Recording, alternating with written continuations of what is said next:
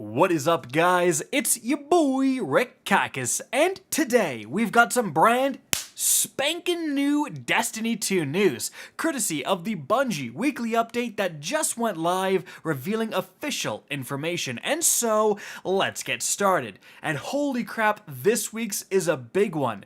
The weapons design team does a huge Q&A where they answer so much of the community's questions involving the inner workings of guns, upcoming changes for Season 19, Season 20, and beyond, and more. Now, first things first, however, let's go over what happened this week in Destiny 2, because it was actually pretty eventful. Grandmaster Nightfalls went live. So this is going to be the best way to farm exotics in a lot of cases, as well as get Ascendant shards for sure, and adept Nightfall weapons. And I did do a guide on the currently available weekly Grandmaster strike, the Glass Way. It's actually not as bad as people think. However, until you get that Conqueror title, actually all of the different strikes are available to do one time per account, so you can definitely bang those out, especially this week because it is double Nightfall loot. So yeah, those exotic armor pieces are dropping like crazy. But moving on from there, we had some massive Destiny community drama. People were not happy starting on Tuesday with a hotfix that nerfed the Eager Edge perk on swords. So, what the heck happened? Well, as you can see right here, Eager Edge says, gain increased sword lunge distance immediately after switching to this weapon. So yeah, you can whip it out and hit an enemy from much further than the normal lunge range, but most people would whip it out and swing it in the air to gain a huge boost to their momentum and jump much further, combine it with other things to absolutely fly through the air, and the speedrunning community loved this. And if you were really fast, you could actually get 2 swings of Eager Edge in for even more speed and distance. In fact, the enhanced version of this perk that just became available this season, because now you can craft the Dares of Eternity weapons, that actually says, immediately after switching to this weapon for an improved duration, making the double swing technique even easier. So a lot of people spent resources and time leveling up these craftable weapons, putting on enhanced Eager Edge to do these speedrun techniques, and then out of the blue, Bungie nerfs it. In fact, they didn't just nerf it, they actually introduced a speed cap. So if you're going fast, Eager Edge just won't work. If you go off a man cannon, it just won't activate. If someone tries to grief you and Eager Edges you, you can't whip out your own sword and swing back to stop the momentum. It will be deactivated. So again, a ton of the speedrunners were very, very upset, saying stuff like, wow, you've nerfed a fun thing in the game that wasn't hurting anyone. A lot of people did say that this was nerfed for PvP reasons, because you could, swing it fast and chain from one enemy to another really quickly and get 2 kills in the blink of an eye. Turns out it still works in PvP. Yeah, people were all over Twitter getting mad at me. I may have ratioed Bungie help. I don't think I'm getting that community focus anytime soon, but again, people were saying, hey, it was because of PvP. Still works in PvP. This was a direct nerf to the speedrunning community, but Bungie did eventually come out with a statement and say, yep, it did break a lot of encounters in our view, and they did admit that the communication was lacking. Especially, they could have put this information in last week's pretty bare bones TWAB to at least warn people of this upcoming change, so people wouldn't spend their hard-earned time and resources crafting enhanced Eager Edge just for it to be nerfed.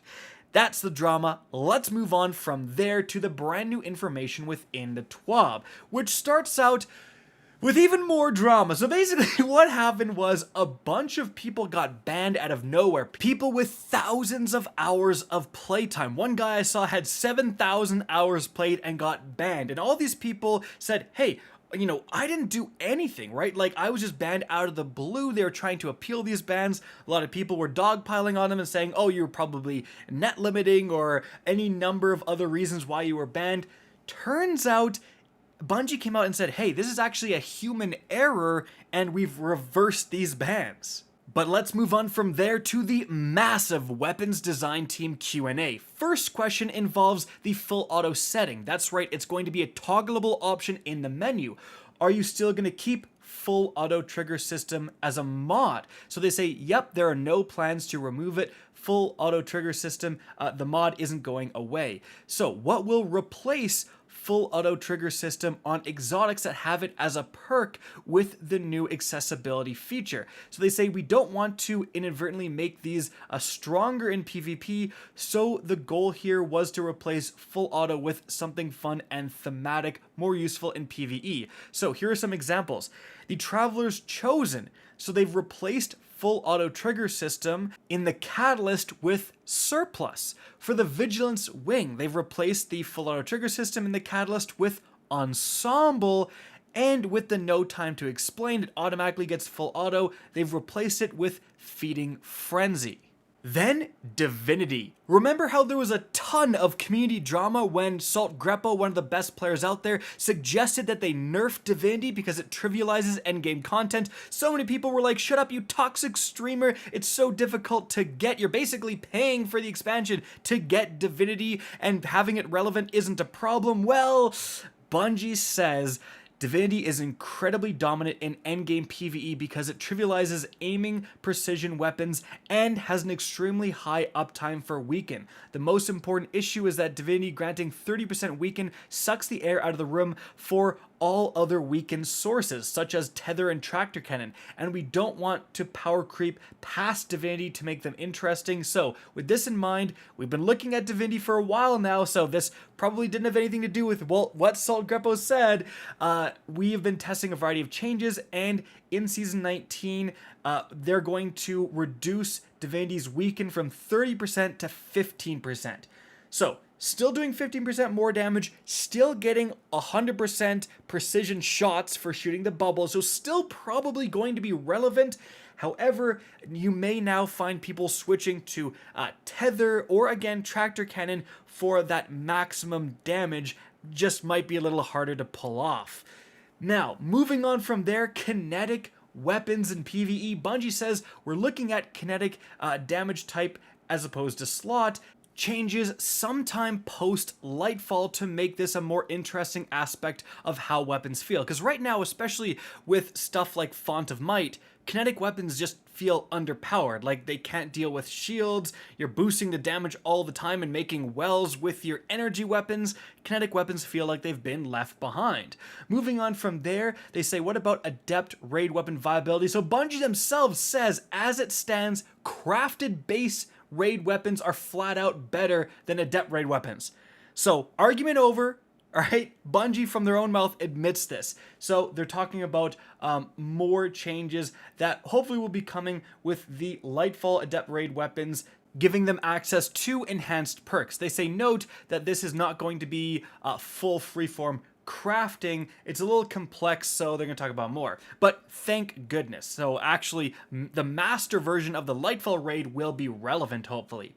Then, future plans for exotic champion weapons. So they say we don't have specific plans to add anti-champion mechanics to existing exotic weapons, especially after adding a bunch this season. However, they do say the new exotic weapon in Season 19 will have built-in anti-champion functionality, so that's very cool. Then they say the Kingsfall weapons have unorthodox perk pools. What are the team's feelings about continuing to do this versus making custom raid perks to differentiate endgame rewards?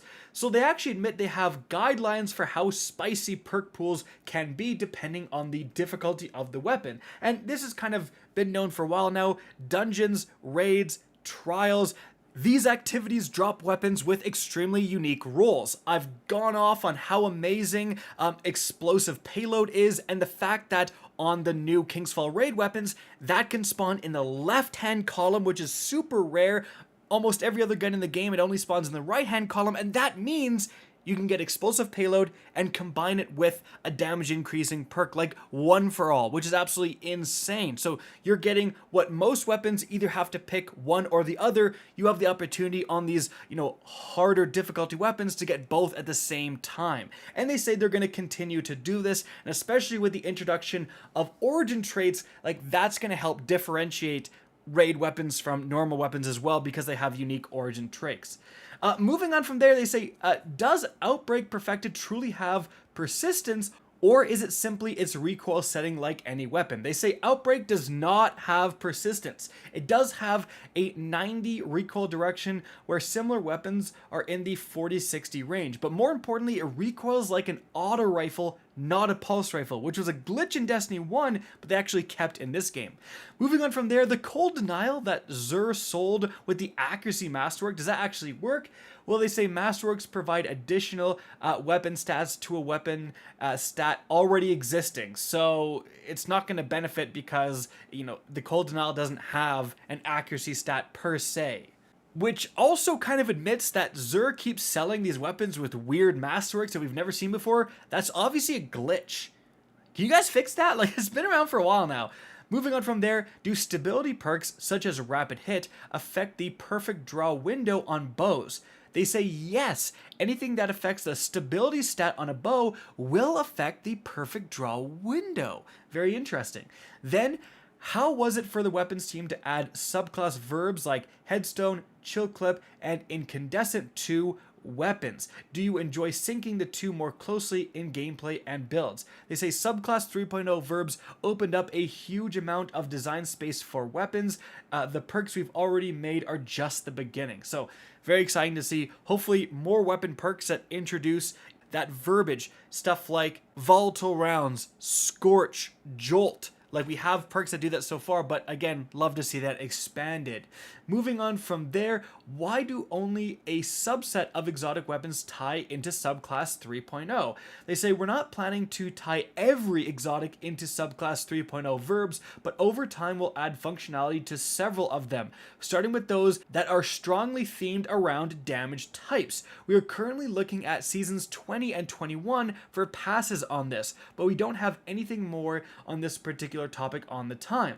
Next question, are we going to be able to have multiple perks in each column on crafted weapons at some point in the future? We're investigating this for a possible future release, but it's more complicated of a task than it appears at first glance. Nothing in the immediate future, but we will continue looking deeper into this. Good, because that would be fantastic change. Next question, how do the extra perks on ritual rank resets actually work? Is there a cap to the benefit? They say we have a formula, and you can see it right here. They explain what this means is that the left column maximum perk count increases at first and third resets, and the right column increases at the second and fourth resets. The maximum possible is 3 perks in each column, with the actual number randomized between 1 and the current maximum. Okay, next question. There has been a lot of discussion on perk drop rates recently. I'd really like to know if all of the perks are truly weighted equally and randomized, or if certain perks, i.e. newer ones, have drop priority. They say weapon perks are weighted equally under all circumstances. There are 0 cases in the game where one perk is more likely to roll than another. That's complete BS. We all know that aside from your one friend who has perfect RNG, the trash perks roll more often. Come on, guys. We've known this for years. Then we've heard that you're reworking 20 exotic weapons in Season 19. Why so many? They say, we said we're touching 20 exotics, both buffs and nerfs, but the extent of that varies quite a bit. From a substantial rework, like the Lord of Wolves that happened recently, to a small but impactful change, like Legend of Acryus getting Trench Barrel, there is a lot to cover, both big and small. Also, they say small update on that number, 20 is out of date. Now it's going to be 26. And a big chunk of them will be in Season 19. So, wow, that's going to be pretty wild next season. Tons of exotics being changed. The next question is, what are the criteria for reprising Destiny 1 weapons in Destiny 2? They actually say it's important to note that it's impossible to simply copy and paste Destiny 1 content into Destiny 2 because of engine changes and the significantly higher bar for art quality on current generation hardware. Any Destiny 1 content has to be rebuilt from scratch. They're basically the same development cost as brand new Destiny 2 weapons. Oh, okay, then make new ones then. Why you keep copying? I'm just kidding. No, that makes sense. Introducing a lot of, infamous weapons gives a lot of nostalgia. A lot of people do enjoy it, despite a lot of people complaining about reskins. So that's very interesting to see. They actually say for raids, we'll always reprise an exotic weapon associated with a raid when we bring it into Destiny 2. We'll select the 6 most popular legendary weapons and reprise those as well. One other thing, and this hasn't come up yet, but in the event that a raid didn't have an exotic, or the exotic has already come back, or there were fewer than 5 legendaries, we get to make new weapons to match the raid. I think that's a little hint to Wrath of the Machine, because technically the raid weapon from that is the Outbreak Perfected. So that means new exotic raid weapon when Wrath comes? That'd be awesome. Whew, and we have so much more, guys. I'm trying to go fast, but there's just a ton of information. Next question. Why does Adagio have to be different on so many weapons? They say it's actually not. It breaks down to a bow plus shotgun is 20% more damage, everything else 30% more damage. What does Zen Moment actually do? So each hit grants a stack, maximum 5, that lowers recoil. Reloading or not hitting for 1 second clears the stacks. Then, in your opinion, would you use accuracy perks like Firmly Planted on slug shotguns? By my testing, they seem to be very accurate by default. I don't observe much spread. They say slug shotguns are very accurate, so it's likely only worth using accuracy perks if you plan on using them while airborne or in other situations that reduce accuracy. Interesting.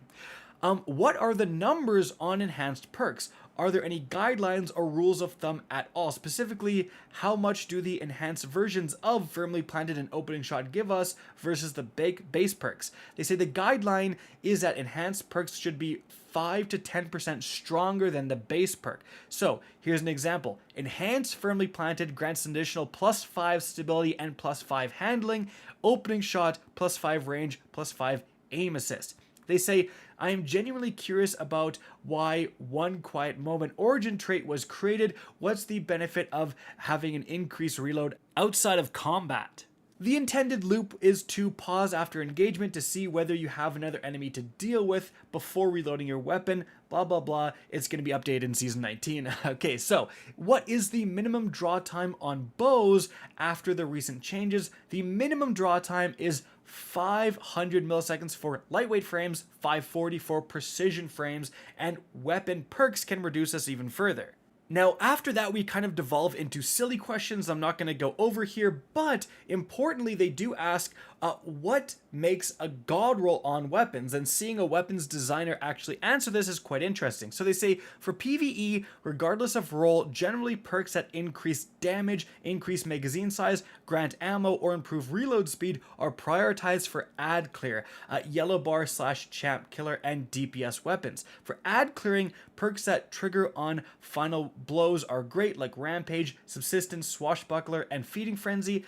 Then for tanky target and DPS, perks that trigger neutrally or from dealing damage like Frenzy, Firing Line, Rapid Hit, and Triple Tap are great. And then for PvP, there's 2 very different styles of perk preference. So you have dueling, perks that increase the consistency of the gun in 1v1 engagements, moving target, rangefinder, opening shot, Eye of the Storm, and then kill chaining, perks that provide dramatic improvements to weapon performance after a kill. So kill clip, tunnel vision, killing wind, rampage, etc. So interesting to see that.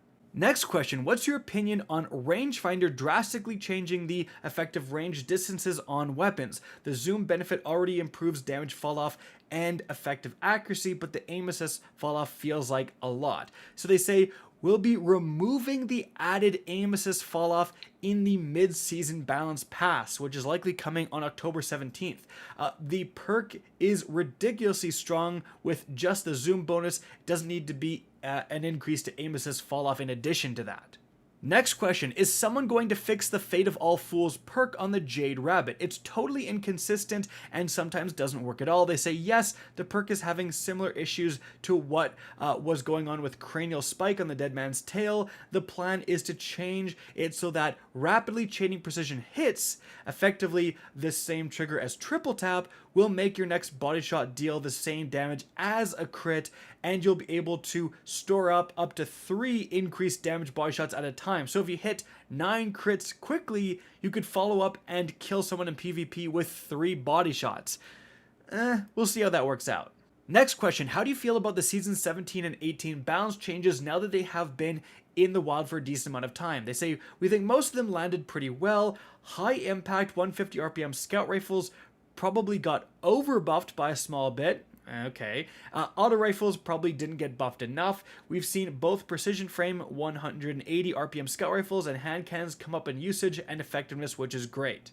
And then this is a big one. They go over what the mid-season balance pass is going to do. So, coming up very soon in like a week or two, sizable stability bump for auto rifles and trace rifles, small buff to critical hit damage on adaptive frame pulse rifles and precision frame auto rifles, slightly reduce the effective range for pulse rifles at low to mid stat values, nerfs to Jade Rabbit and no time to explain ease of use, continuation of the Lord of Wolves rework, small rocket launcher blast radius buff, glaive damage resistance nerf, sidearm aim assist fall off buff, sniper flinch rework, very small tweaks to submachine guns that are outperforming their intended ranges, small decrease to high impact scout rifle damage, some outliers that have zoom levels outside the normal parameters are being brought back in line, risk runner PvP arc damage resistance reduction will still be ridiculous in PvE. In Season 19, we have an additional list of changes that we'll be making, including removing some shotgun randomness, improve hit detection for glaives, reworking / changing nearly 20 weapon perks, and reworking / changing over 20 exotic weapons. Next question, do trace rifles have accuracy bloom as you hold down the trigger? Nope. Then is under pressure going to be nerfed on fusion rifles? How are you going to finally rein in Xur's main ingredient without dismissing precision frames as a whole? They say we're not going to nerf under pressure on fusion rifles. Most likely thing we will do if main ingredient usage doesn't come down naturally is lower its stats. Then, are there plans to add more subclass verbs to more exotics? They say lots of plans. I swear they already did this question.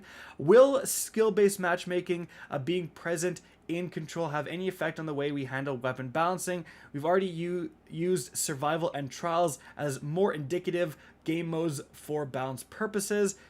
What are your plans for sniper rifle and special linear fusion rifle flinch? They say for sniper flinch, we have dramatically increased the time it takes for the reticle to reset back to center after taking damage. Then they will say this will not prevent players from trading with sniper rifles on the first shot, nor will it hurt players using sniper rifles who disengage to allow the reticle to reset.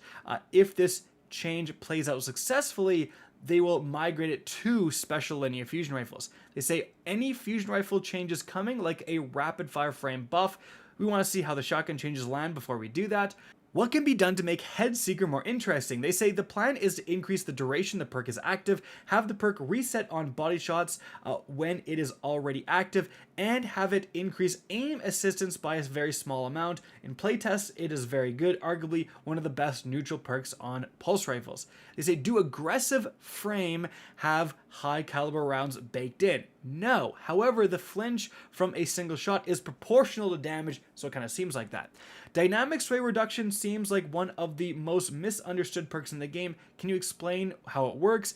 Dynamic sway starts working as soon as you start firing. Each subsequent shot improves its effects, increasing accuracy and stability until it maxes out with around 20 shots. So high RPM weapons get maximum benefits more quickly than low RPM weapons. Interesting.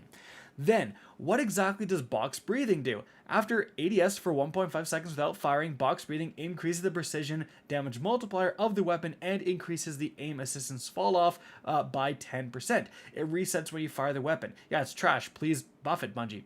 Is there a way to estimate how much zoom decreases the effect of cone angles? And then on most weapons, you can divide the base cone angle by the zoom, i.e. 3 degrees base divided by 1.5 zoom equals 2 degrees. And they go on from there. I'll let you guys read it. Guys, that's it. We're finally done. Whew, massive amount of information there. And wow, sounds like the mid-season update and the Season 19 update are going to be massive. But one last thing, the Garfalken Exotic Hunter chest piece that's currently disabled right now, the fix is scheduled to be shipped out mid-October, so again, likely that October 17th update. Guys, that is it for the video. Hope you enjoyed and found this informative. If you did, please remember to help me out by simply rating and especially sharing this video. If you want to see more Destiny 2 content similar to this, don't be afraid to slap that subscribe button. If you want to get in touch with me and keep up to date with the latest channel activity, the best way is to follow me on Twitter at RickCacus. That is linked in the description down below. Again, I hope you enjoyed the video, and as always, have a good day.